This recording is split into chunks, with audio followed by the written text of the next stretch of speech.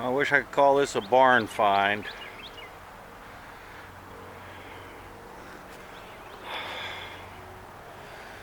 But if you ever want to know how to really piss off your boat mechanic,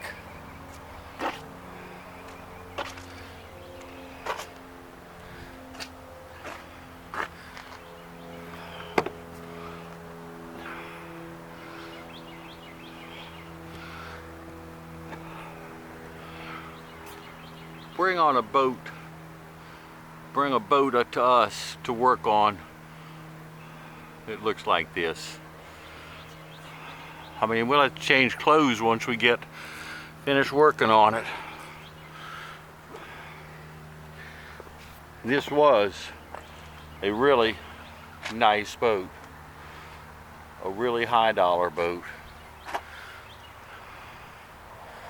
I don't even think the video does a service of how bad this boat is. I just want to say it's rude. It's just rude.